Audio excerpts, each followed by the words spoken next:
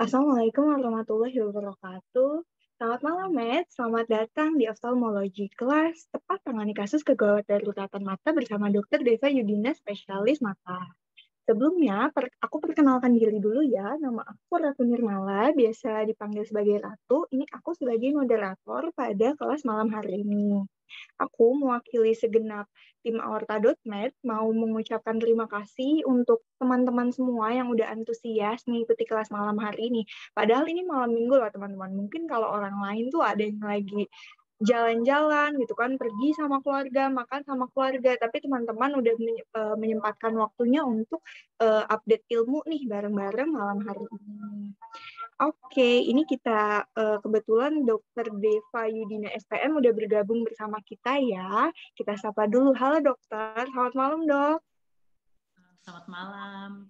Dokter gimana kabarnya, sehat dok? Alhamdulillah sehat. Kalau sekarang kesibukannya apa aja nih dok sehari-hari dok? Saat ini saya prakteknya itu yang pertama di Hermina Lampung, kemudian Rumah Sakit Mata Lampung Eye Center, kemudian juga RS Geraha Husada. Wah, cukup padat ya berarti aktivitasnya sehari-hari dok, praktek di 3 tempat. Oke. Nah, dok aku izin mau menjelaskan tata tertib malam hari ini dulu ya dok, untuk teman-teman semua. Jadi teman-teman diharapkan yang pertama selama kelas ini berlangsung, Zoom-nya itu harus di-mute ya teman-teman. Dan yang kedua, kalau misalnya teman-teman mau bertanya, boleh banget nanti ketika sesi Q&A, itu teman-teman diperbolehkan mengajukan pertanyaan melalui kolom chat, ataupun boleh juga kalau mau open mic, tapi harus raise hand dulu ya. Oke, tanpa berlama-lama lagi, boleh silahkan langsung saja dokter di-share screen. Nanti saya izin untuk membacakan CV dokter terlebih dahulu.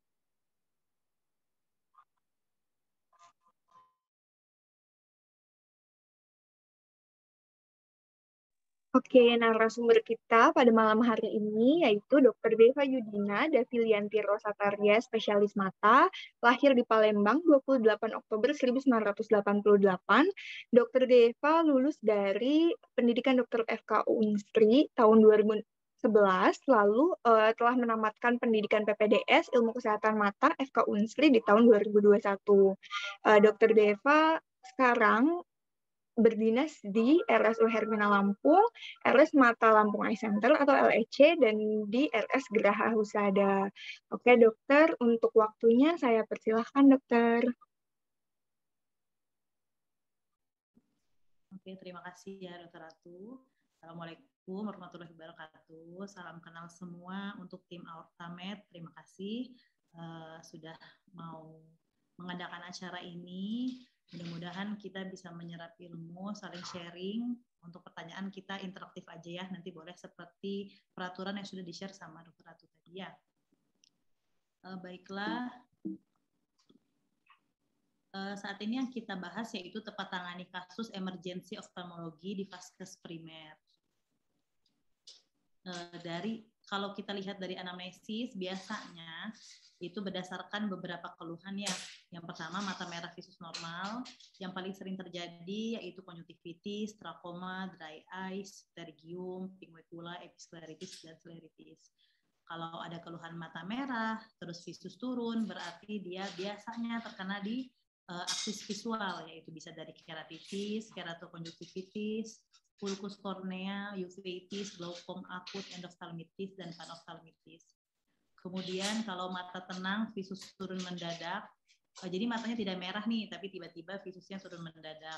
Itu bisa dari uveitis, adanya pendarahan vitreus, ablasio retina, oklusio arteri atau vena retina, kemudian neuritis optik, neuropati optik karena obat juga bisa. Kemudian kalau mata tenang visus turun perlahan, biasanya karena ada katarak, glaukoma, retinopati, penyakit sistemik, retinitis pigmentosa atau kelainan refraksi. Langsung aja ya kita ke mata merah visus normal. Dari sini banyak juga kasusnya yaitu konjungtivitis GO atau gonorea. Ini biasanya terjadi pada kongenital dengan riwayat mata merah, adanya sensasi benda asing atau kemosis berat, banyaknya memang di neonatus yang biasanya lahir dengan pervaginam dengan riwayat ibu yang ada riwayat keputihan. Biasanya bayi ini sekretnya purulen, profuse, banyak sekali dengan masa inkubasi yaitu kurang dari 5 hari. Kemudian juga kita raba dari daerah preaurikularnya itu tampak pembesaran kelenjar getah bening. Pengobatannya pada dasarnya memang harus dirawat inap karena pengobatan sangat penting dimasukkan sistemik. Antibiotik topikal merupakan terapi suportif saja seperti ofloxacin, levofloxacin itu hanya bersifat suportif. Irigasi dengan NS 4 kali per hari itu sangat penting supaya kita bisa memantau juga sekalian sekretnya itu tetap aktif atau tidak. Edukasi, jaga kebersihan tangan secara rutin. Nah, kemudian yang episkleritis. Episkleritis ini peradangan sklera yang superficial ya. Jadi biasanya arahnya dari pinggir. Banyak terjadi pada orang muda dan wanita. Dia ini jinak, bukan merupakan suatu keganasan ya. Sebenarnya bisa sembuh sendiri jika imun tubuh kita bagus. Tetapi kadang-kadang pasien juga sudah tidak sabar karena hanya harus menunggu 1-3 minggu. Biasanya keluhannya rasanya mengganjal, ada nyeri, terasa iritasi, berair. Di sini kita bisa saksikan ada tipe-tipenya. Kalau yang di kiri itu adalah diffuse, jadi mata merahnya itu menyebar dari pinggir, sedangkan yang nodular ini membentuk nodul, ada di tengah bagian tengah dari konjungtivanya ya. Pemeriksaan penunjang yang perlu kita lakukan yaitu kita melakukan penetesan obat seperti phenylephrine 2,5%. Kalau pembuluh darah konjungtiva atau episkleralnya vasokonstriksi atau merahnya berkurang, maka dia betul-betul adalah episkleritis. Tata laksananya boleh diberikan artificial tears dengan kompres dingin dengan harapan dia bisa bervasokonstriksi. Suportif NSAID juga boleh kita berikan, tapi hati-hati untuk kortikosteroid topikal. Kita hanya melihat dulu kasusnya, jika memang berat boleh, jika tidak lebih baik ditunda dulu. Kemudian hindari mengucuk mata karena bisa sembuh dalam 1-3 minggu, dan kita harus juga edukasi penyakit lain yang berhubungan. Bedanya apa dengan skleritis? Kalau skleritis itu di bagian lebih ke tengah atau sklera bagian profunda, bisa mengakibatkan uveitis atau keratitis karena dia sangat dekat dengan bagian kornea. Gejalanya mata merahnya gradual, nyeri hingga kepala, wajah seringkali, dan dari tidur pun bisa membangunkan pasien ya. Kemudian silau jika terjadi keratitis, bisa juga hingga penurunan visus, bisa unilateral atau bilateral, dan bisa matanya berair. Kalau skleritisnya ada 3, ada diffuse, nodular, dan necrotizing. Kalau diffuse ini melebar juga, tetapi memang lebih ke arah di pinggir dari kornea. Kalau nodular sama, dia ada berbentuk nodul, biasanya pasien-pasien yang rheumatoid arthritis, sedangkan necrotizing tampak bagian nekrosi dari skleranya. Jadi biasanya ada bercak kehitaman. Memang kalau kita lihat dari kasat mata atau dengan senter doang sebenarnya agak sulit membedakan ya. Jadi memang sebaiknya menggunakan slit lamp atau loupe. Tata laksananya kita lihat dulu derajatnya. Jika ringan sedang bisa digunakan NSAID topikal. Jika berat bisa menggunakan NSAID sistemik maksud saya. Kemudian yang jika berat, steroid sistemik 1 mg per kilogram berat badan yang akan di tapering off. Kalau tidak respon, boleh juga ditambahkan methotrexate atau azathioprine. Kemudian imunosupresif terapi pada necrotizing skleritis. Tapi jika ada memang kita tahu dia ada sumber infeksi, sebaiknya diberikan antibiotik sistemik juga. Kemudian ada mata merah visus turun. Di sini ada keratitis. Kenapa keratitis visus turun? Karena keratitis itu mengganggu akses visual ya. Sangat banyak etiologinya, bakteri, virus, fungi, amuba. Triasnya yang sangat khas yaitu fotofobia atau silau, epifora atau mata berair, dan blefarospasme yaitu sulit membuka kelopak mata. Tipenya ada yang superficial, ada yang profunda atau interstisial, seperti corneal ulcer. Etiologi Pseudomonas ya yang paling banyak, Staphylococcus aureus dan Streptococcus. Biasanya banyak, makanya kalau kita lagi musim batuk pilek, maka sering juga orang sakit mata, ya inilah karena mirip-mirip ya sumber infeksinya. Faktor resikonya juga kontak lens, trauma, penyakit pada permukaan mata seperti pasien-pasien dengan herpetic keratitis, jadi ada kepenipisan dari kornea, dry eyes, blefaritis kronis, dan immunocompromised. Klinisnya tergantung ya, jadi khasnya kalau Pseudomonas itu ada ring yang sebelah kanan ini ada garis putih ya, itu namanya ring khasnya Pseudomonas. Kalau pneumonia ini ya seperti keratitis biasa sih sebetulnya. Yang paling penting dilakukan fluorescent test agar kita dapat membedakan mana kornea yang kena dan mana kornea yang masih sehat.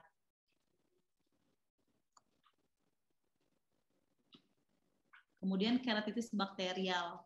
Tata laksananya ini ya kalau memang habis dari pemakaian lensa kontak harus dilepas, usahakan jangan lupa diedukasi bahwa resiko jika pun sembuh ini dapat menimbulkan scar atau sikatrik pada kornea sehingga matanya penglihatannya tetap bisa buruk, tetap buruk. Antibiotik yang bisa diberikan chloramphenicol, erythromycin, dan ciprofloxacin tablet. Tetapi kalau baiknya kasus seperti ini dirujuk ya, karena memang kompetensinya 3A. Selanjutnya keratitis viral. Nah sebenarnya ini bisa sembuh sendiri, tetapi tergantung lesinya. Lesi yang khas pada herpes simplex dan herpes zoster itu adalah keratitis berbentuk dendritik. Pada gambar yang sebelah kiri tampak seperti gambar akar-akar, itu khasnya lesi dendritik yaitu herpes simplex. Pemeriksaannya tes fluoresensi dan Zangsmere kornea, tapi agak jarang ya digunakan ya, biasanya hanya tes fluoresensi. Kemudian keratitis viral itu yang sebelah kiri itu herpes simplex, herpes simplex ya, yang sebelah kiri herpes simplex. Tadi dapat khasnya lesi dendritik, lesi vesikular di regio periorbital, dan adanya lymphadenitis. Kalau herpes zoster biasanya dia ada di sebelah wajah saja, di sebelah satu sisi wajah, biasanya mengikuti dermatom. Kemudian ada Hutchinson sign, yaitu ada lesi di ujung hidung, dan lesinya pseudodendritik, beda sama lesi dendritik. Kemudian adanya penurunan sensasi mata, jadi kalau saat disentuh tidak refleksnya berkurang.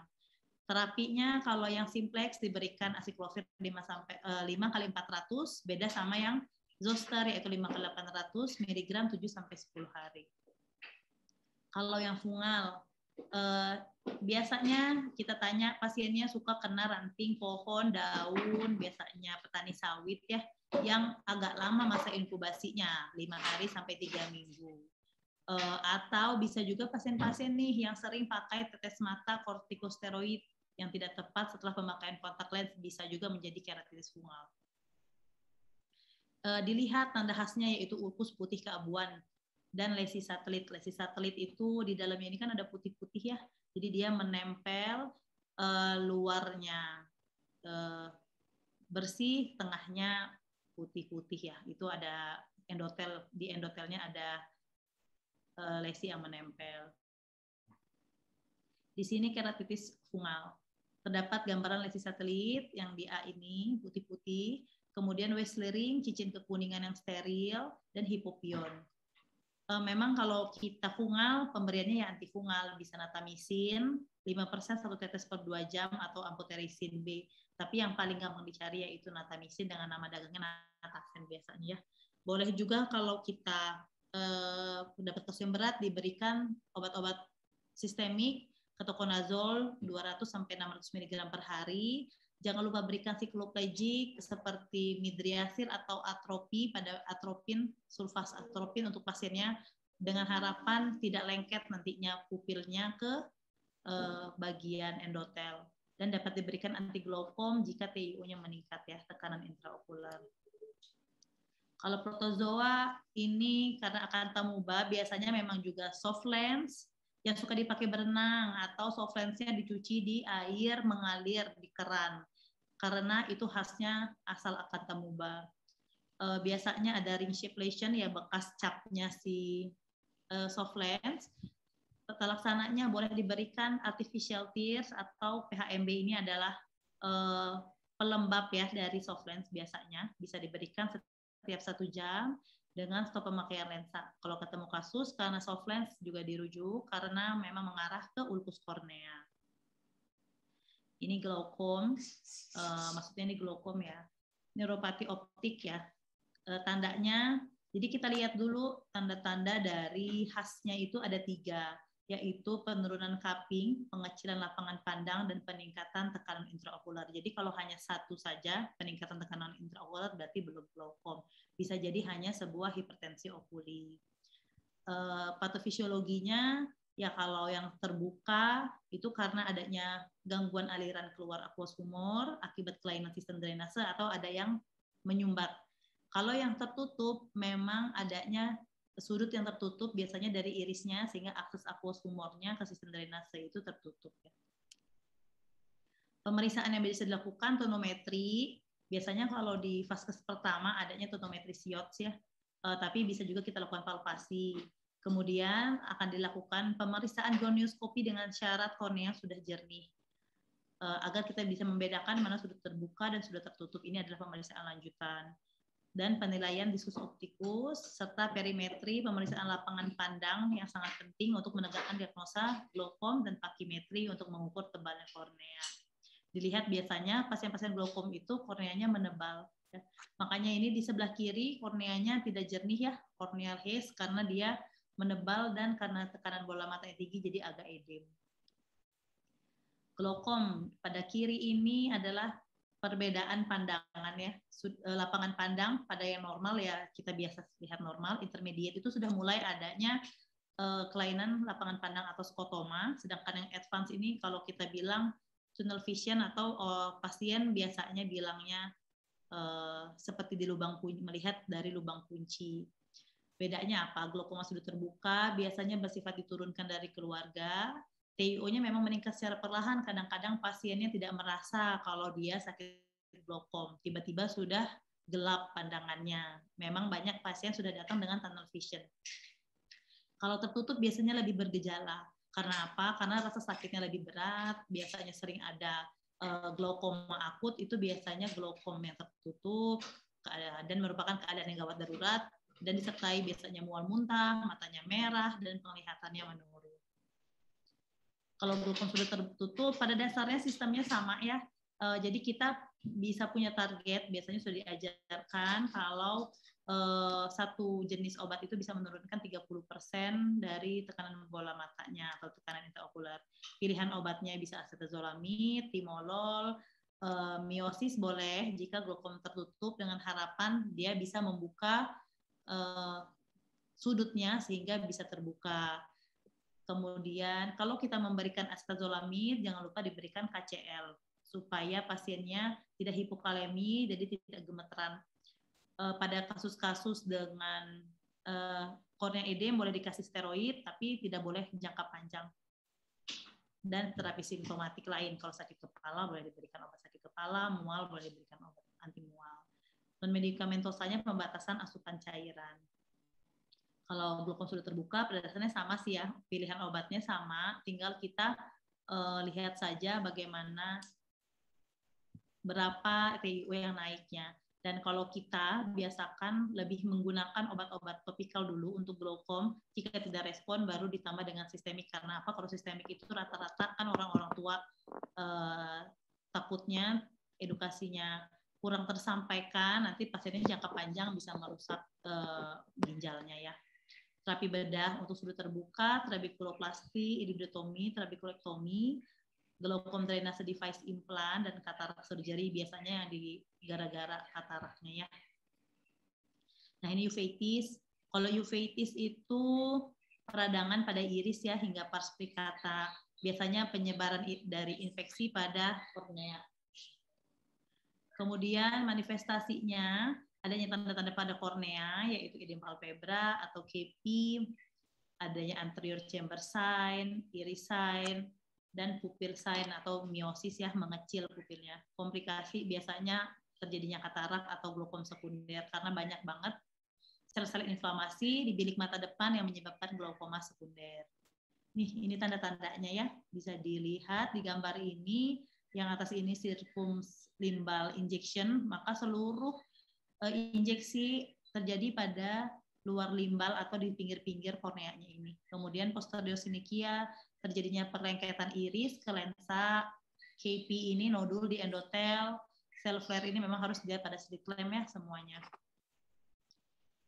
Kalau uveitis intermediate yaitu dari pars plana hingga ke bagian tepi retina. Biasanya pasiennya suka bilang ada yang terbang-terbang, melihat nyamuk, melihat rambut ya.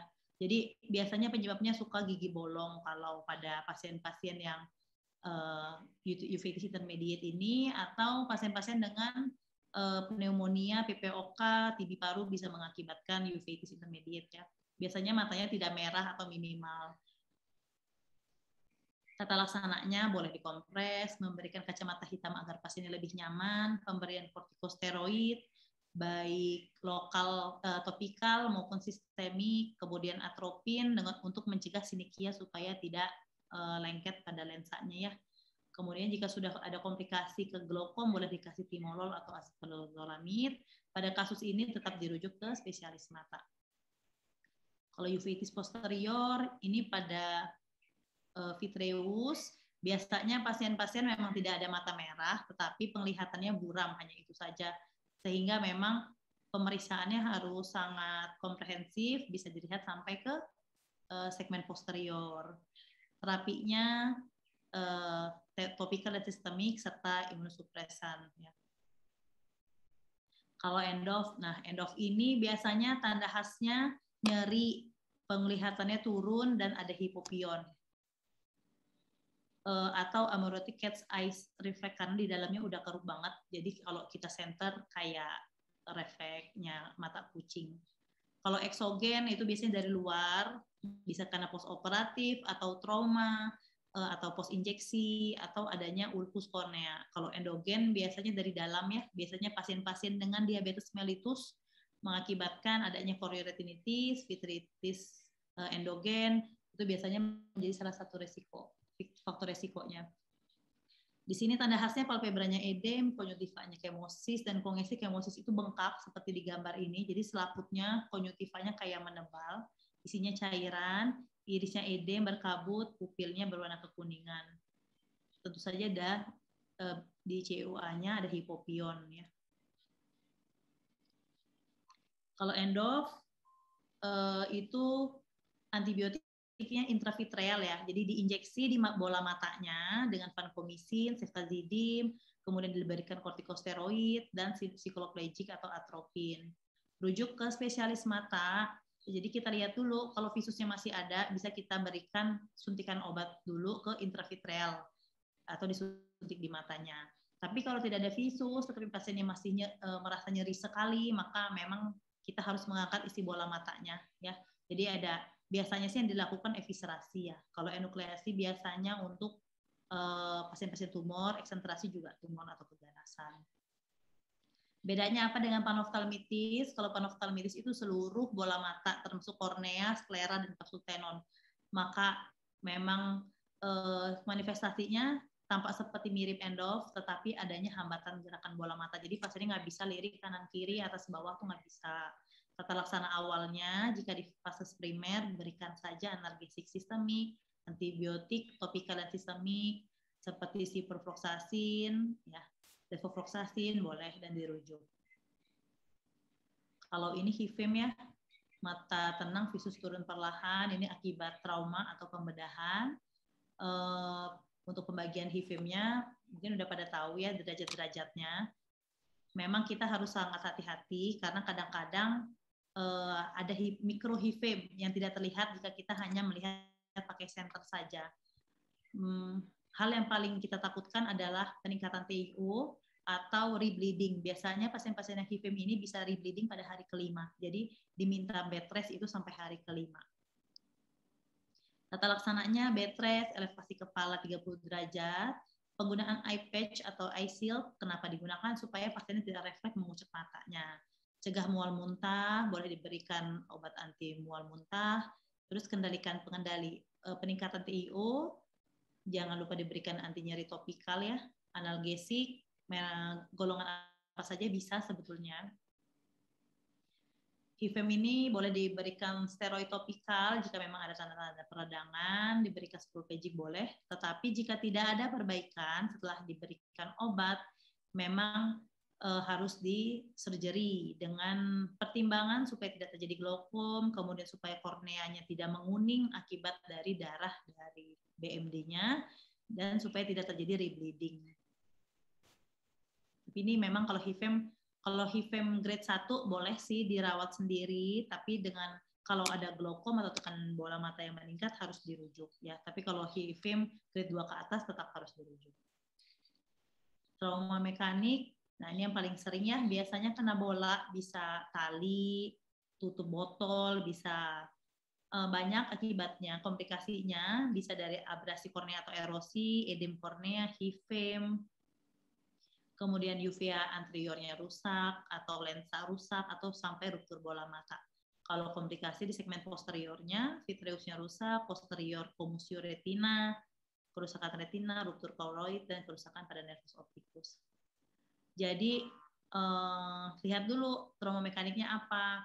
Kalau logam atau metal dengan metal, atau serpihan kaca, itu periksa visus dulu. Jika terjadi ruptur, langsung dipasang eye shield saja dan jangan diberikan tetes mata apapun. Karena apa? Kadang-kadang pasien ini tetes matanya takutnya kurang hati-hati sehingga kalau ada sesuatu luka terbuka isi bola matanya bisa ikut keluar atau banyak justru menjadi port di entry dari kuman untuk masuk ke dalam matanya. Jangan lupa diberikan antibiotik sistemik kalau memang di fase primer atau di rumah sakit bisa melakukan X-ray orbital, sangat disarankan ya, dan baru dirujuk ke oftalmologis.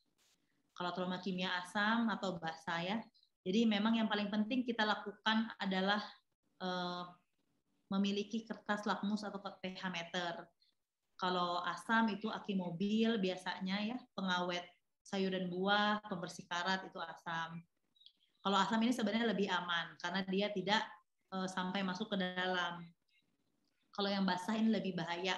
Biasanya kembang api, perekat, ya, lem gitu bisa basah. Intinya sih kita harus membedakannya dari pH meter ya. Kenapa lebih bahaya? Karena terjadi proses saponifikasi, yaitu dia bisa menembus dari kornea sampai ke dalam dan bisa berakhir dengan kebutaan. Ini ada derajat-derajatnya. Kalau derajat 1 sih ringan, biasanya hanya ada erosi saja. Kalau derajat 2 itu sudah mulai adanya iskemik dari sepertiga limbus. Kalau derajat 3 itu iskemiknya lebih besar dari sepertiga, kemudian korneanya terlihat tidak jernih. Kalau yang keempat itu keruh banget.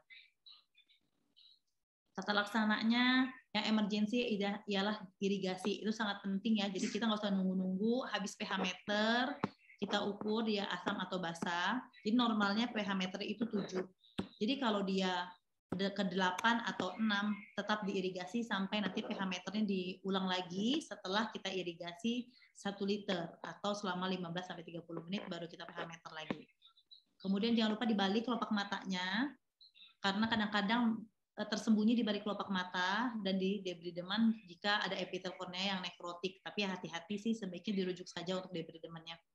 Tata laksana medikamentosanya boleh dikasih steroid dulu, boleh dikasih sikloplegic dan antibiotik ya, boleh topikal maupun oral. Anti nyeri juga boleh. Kemudian dilihat kalau TiO-nya meningkat, boleh diberikan timol atau astazolamid. Ini ada contoh kasus kedua mata terkena percikan cairan pembersih lantai 1 jam yang lalu.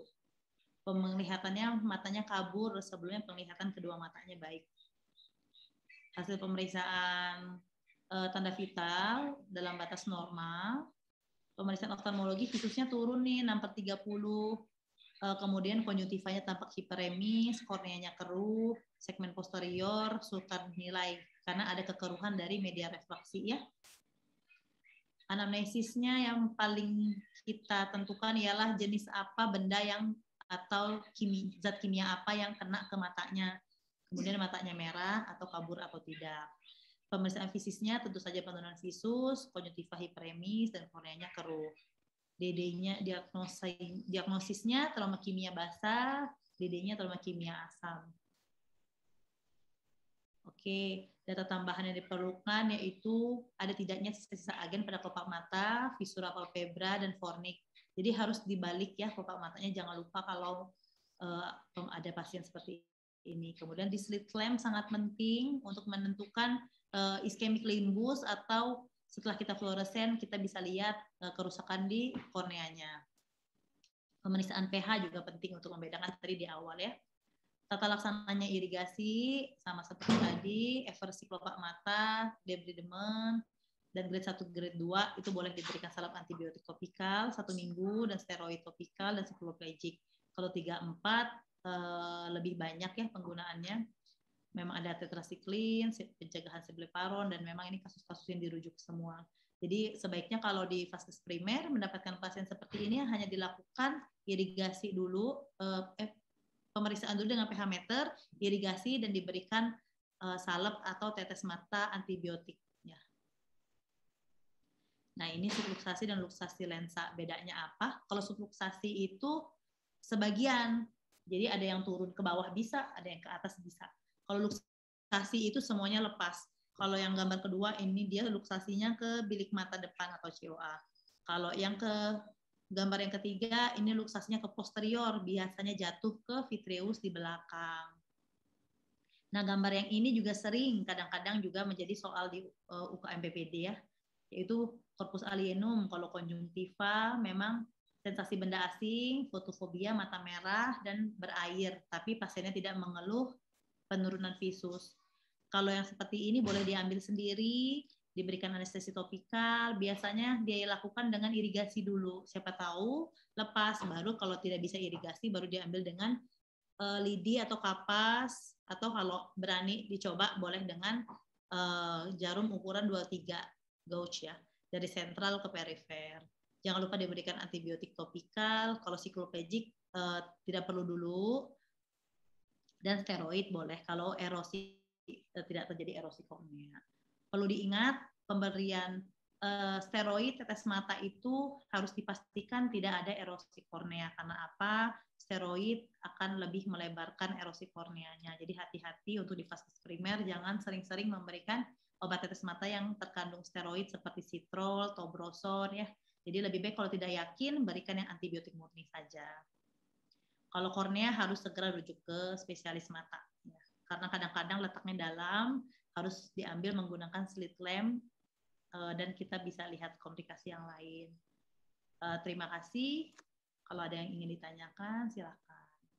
Kita kembalikan ke moderator ya. Oke, terima kasih Dokter Deva atas penjelasannya yang mudah dipahami dan aplikatif sekali ya untuk dokter umum di vaskes primer. Tadi juga kita udah dikasih contoh soalnya. Nah, sekarang waktunya kita masuk ke sesi Q&A ya teman-teman. Jadi aku ingetin lagi untuk teman-teman semua yang masih ada di Zoom meeting ini, silahkan kalau ada yang mau ditanyakan langsung aja ditulis di kolom chat. Kalau misalnya nanti mau open mic juga boleh banget, raise hand aja langsung ya teman-teman. Oke, sambil menunggu pertanyaan di kolom chat, ini kebetulan udah ada beberapa pertanyaan yang masuk dokter waktu registrasi kemarin. Saya izin membacakan ya dok. Yang pertama ini ada pertanyaan dari Dr. Entan Teram Zetira dari Unila. Pertanyaannya, dok, bagaimana cara irigasi mata yang baik dan benar jika mata terkena trauma kimia? Oke, dipersilahkan kepada dokter untuk menjawab.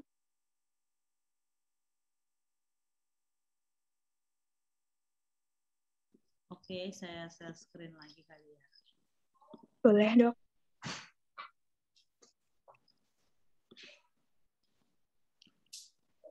Ini irigasi mata, apakah udah keluar gambarnya ya? Sudah dok. Nah, jadi irigasi mata itu pada dasarnya kita membersihkan mata dengan air yang mengalir, tentu saja dengan cairan yang steril, boleh NaCl 0,9%, suhu cairan atau air hangat sih tidak direkomendasikan ya, tetap harus yang steril, boleh NaCl, boleh RL. Jika pasiennya terasa pedih, NaCl diganti boleh dengan RL karena NaCl kan ada garamnya ya. Jadi kadang-kadang terasa pedih. Tujuannya apa? Membersihkan dan atau mengeluarkan benda asing dari dalam mata. Indikasinya seperti tadi, kalau ada benda asing dalam mata, cedera kimiawi pada mata, atau inflamasi yang banyak belekan tadi, boleh kita irigasi. Kontraindikasi, kalau luka karena tusukan atau perforasi itu tidak boleh kita irigasi. Karena apa? Nanti takutnya yang menusuk itu semakin ke dalam, atau isi bola matanya justru keluar ya. Jadi sangat hati-hati. Bagaimanakah prosedur kerjanya? Kita siapkan dulu cairannya, boleh menggunakan spet 10 cc, yang steril atau tanpa jarum, atau boleh kita pakai infuset, boleh. Kemudian jangan lupa kita pakai bengkok atau penampung, handuk, perlak, kapas bulat, kasa steril, dan sarung tangan ya. Pada dasarnya irigasi ini sangat mudah dilakukan, tetapi diingat arah irigasinya jangan di kornea tetapi di konjungtiva. Jadi pasiennya kita minta lirik ke kanan, lirik ke kiri, ke atas dan ke bawah. Karena apa? Kalau di korneanya takutnya nanti bikin erosi kornea. Kemudian jangan lupa kita membalikkan kelopak mata supaya kalau ada benda yang bersembunyi atau ada zat kimia yang bersembunyi di situ bisa langsung bersih. Apakah sudah cukup jelas? Oke, untuk Dokter Entan mungkin ada di room. Apakah sudah cukup jelas, Dokter? Oke, sepertinya sudah cukup jelas ya, Dok. Kita beralih ke pertanyaan yang kedua. Ini ada dari Dokter Rizky Aprilia, Dok, dari Unila. Pertanyaannya, Dok, bagaimana tata laksana awal pada kasus luka tusuk pada bola mata? Oke, dipersilahkan dokter untuk menjawab.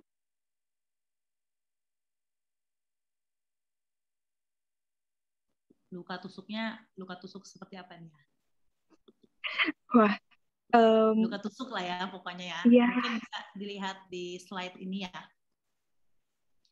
Jadi slide yang ini memang sering terjadi juga kasus-kasusnya trauma. Yang kanan ini kena paku, yang kiri kena paku, yang kanan kena kail pancing. Ini paling sering terjadi ya luka tusuknya. Yang paling sering yang dilakukan, yang bisa dilakukan di vaskes primer, yaitu pertama boleh diberikan obat-obatan yang bersifat simptomatik. Misalnya pasiennya nyeri, ya diberi anti nyeri, antibiotik sistemik boleh.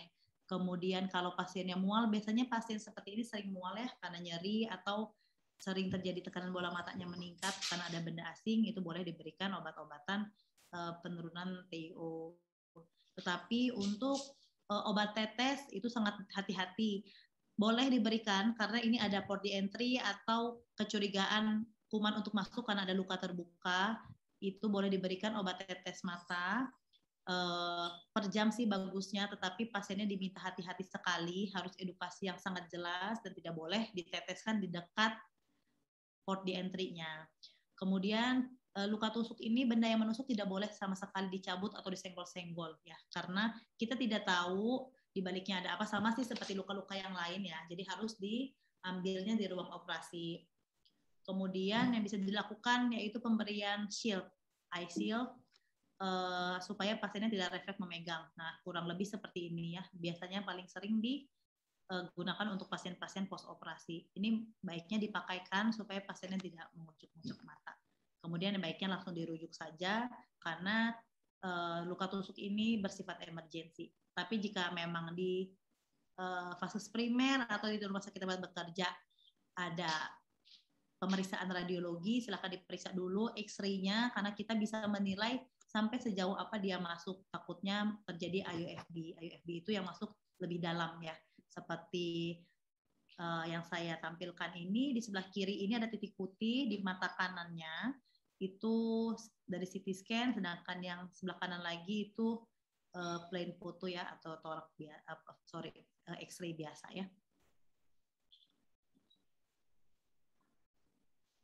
Baru dirujuk. Jadi lebih memudahkan lah kita kerjanya daripada bolak-balik pasien. Terima kasih. Oke, terima kasih dokter atas penjelasannya. Untuk dokter Rizky Aprilia, apakah sudah cukup, Dok? Oke, sepertinya sudah cukup jelas ya dok tadi penjelasannya. Selanjutnya ini ada pertanyaan ketiga dok dari Dr. M. Rizky Rahmadi dari Universitas Muhammadiyah Palembang. Pertanyaannya dok, bagaimana mengenali intraocular bleeding di vaskes pertama dengan fasilitas pemeriksaan yang terbatas? Dipersilakan kepada Dr. Deva. Oke, baik. Intraocular bleeding itu banyak sih jenisnya ya. Mulai dari subconjunctival hemorrhage atau perdarahan subconjunctiva, yang kalau yang seperti ini boleh diberikan artificial tears karena pada dasarnya dia bisa menyerap sendiri. Kalau seperti ini kan bisa dilihat dari dengan senter aja, tapi kalau lebih baik bisa kita bedakan dengan alat bantu seperti loop. Ini boleh kita berikan artificial tears untuk membantu penyerapannya lebih cepat. Tapi pasiennya harus diedukasi karena pasien kan biasanya nggak sabar ya kalau matanya merah, jadi harus diedukasi dulu. Kemudian yang ini trauma di iris biasanya karena hifem akibat ruptur irisnya, bisa karena tersenggol karena iris kaya akan pembuluh darah sehingga terjadi traumatik hifem. Kalau yang ini mungkin kalau hifemnya banyak ya, lebih dari sepertiga mungkin kelihatan, tapi kalau mikrohifem biasanya tidak kelihatan. Jadi ya memang modalnya sih paling di vaskes primer memang center dan loop. Kalau yang yang intraokular yang lebih dalam lagi, yang vitreous hemorrhage, ini sulit ya memang untuk didiagnosa dengan fasilitas di vaskes primer. Karena apa? Kita butuh funduskopi. Tapi kalau memang punya funduskopi yang portable boleh jika bisa dievaluasi. Yang pertama yang bisa kita anamnesis dulu, kena apa traumanya. Biasanya pasien-pasien dengan intraocular bleeding yang di vitreous itu kena trauma tumpul, biasanya bisa kena bola, kena kok gitu ya, paling banyak seperti itu, atau rantai. Jadi dari depannya dilihat matanya tenang aja, tapi visusnya turun dengan riwayat trauma. Terus kita lihat tidak ada katarak, semua media refraksi tenang, jernih, korneanya bagus, tidak ada erosi, maka kita curiga terjadi sesuatu di retinanya atau di bagian posterior. Tapi ada dua juga kemungkinan diagnosanya, bisa perdarahan atau ablasio retina. Tentu saja sih kalau seperti ini boleh dirujuk dengan suspek saja, karena penegakan diagnosis bisa dilakukan saat sudah ke spesialis mata karena butuh USG orbita atau foto fundus ya. Kalau terapi pada dasarnya bersifat simptomatik semua saja dulu, boleh diberikan anti nyeri, anti mual, boleh. Kalau memang ada peningkatan TIO, boleh diberikan anti glaukom. Jika tidak ada luka terbuka atau tidak ada tanda-tanda peradangan atau infeksi, tidak perlu antibiotik topikal. Jadi memang yang bersifat simptomatik kemudian dirujuk. Oke, terima kasih dokter untuk penjelasannya. Untuk dokter Rizky Rahmadi, apakah sudah jelas nih dok tadi, apa masih ada yang ingin ditanyakan? Oke, sepertinya sudah cukup jelas ya.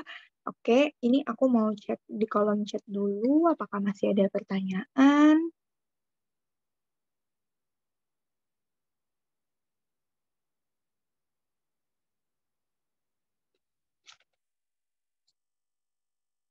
Untuk teman-teman yang mau nanya, boleh ini kesempatan banget nih ya, mumpung ada dokter spesialis matanya langsung. Siapa tahu kan ada yang punya kasus di rumah sakitnya atau di puskesmasnya gitu, atau masih ada yang bingung. Boleh banget.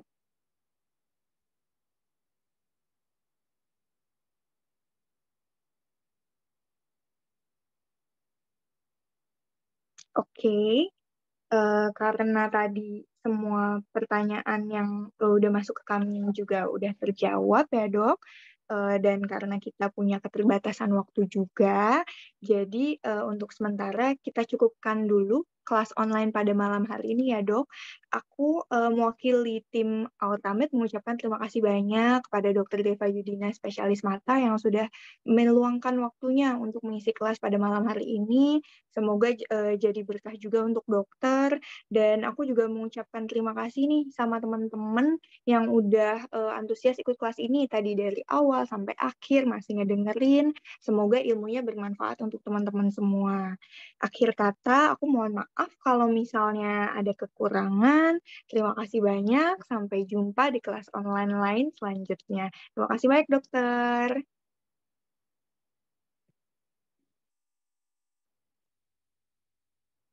Izin live ya, terima kasih ya. Iya, dok. Sampai ketemu lagi, dok.